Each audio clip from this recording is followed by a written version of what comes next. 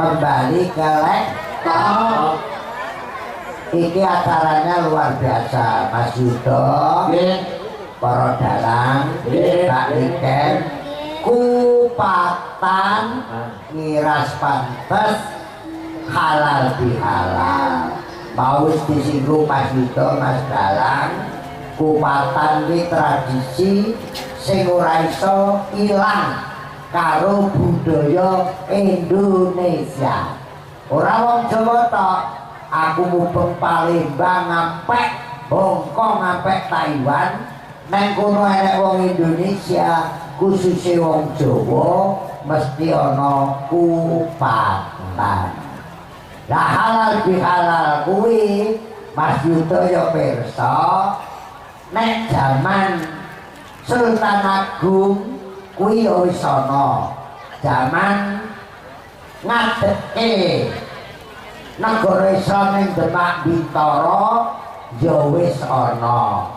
Ditengeri jam Sunan Kudus ngundang murite Arya Penangsang karo Hadiwijaya sarasean ana Kudus, terus kuwi anane diarani halal bihalal. Ruwete Indonesia sakwise kemerdekaan, ruwete politik ana Indonesia. Bapak Presiden Insinyur Soekarno kepengin nglumpuhke tokoh-tokoh politik uga tokoh-tokoh para alim ulama. Pak Karno rembukan karo Mbah Hasyim Asy'ari supaya dianake kumpul sakwise lebaran, dianake parpatan, dianake sarasean, sakwise lebaran ngiras pantes, maaf memaafkan, saling padha njaluk sepura, akhire nganti sabrene dadi halal bihalal. Paham?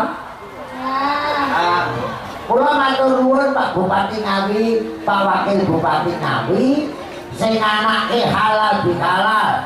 Biasane nek pendopo saiki dikek alun-alun ini wujud Bapak Oni karo Pak Anto ngerangkul rakyat Ngawi supaya guyub rukun bebarengan kerja cerdas, kerja cepat dan kerja bermanfaat. Luar biasa. Ya nek umpat karo lepat iki kan kowe SMP.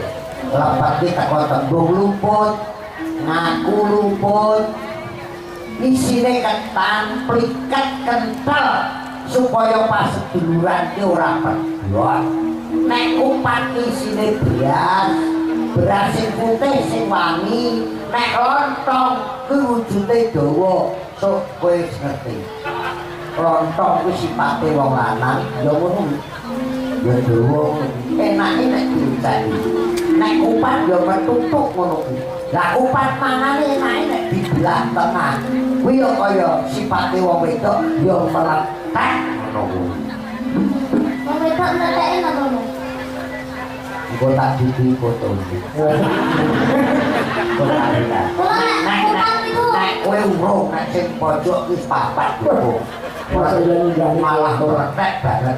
Buntere jadul wong sing wis ngaku lepat lontong olone kosong kembali ke fitri entuk cahayane swarga jan janma nur kitahya dadi entuk janma sing entuk nur cahayane swarga sing wis kembali ke fitrah.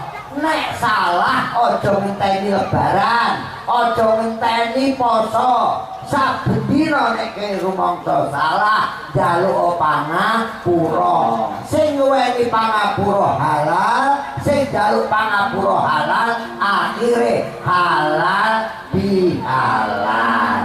Oh, ngene iki tak golek duit rowan sih. Mumpung. Tembangnya. Ini aku sekretari tombol kangen. Ora, engko nek aku omongnya netizen lho.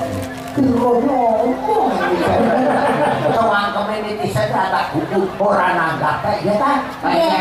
Silakan menghujat, monggo. Ora nanggap. Pancen netizen itu Netizen zaman sekarang itu menuntut baru. Kadasen. Iki aku nuntut karo dalang. Napa jujur ya? Dalang telu iki tetep sesuk taat. Lagi sebagian gusur royalti ini pintar.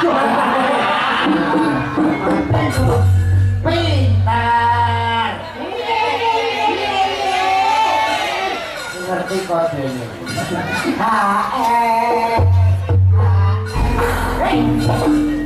Ngomongnya itu nyawer dong. Wong yang Bengkulu. Oke, nembak dok. Nggih, mau bilang apa, Pak? Gue sekretari tombol kangen saking anu juran dari sapi tahu badai. Alah. Bengkulu. Nggih.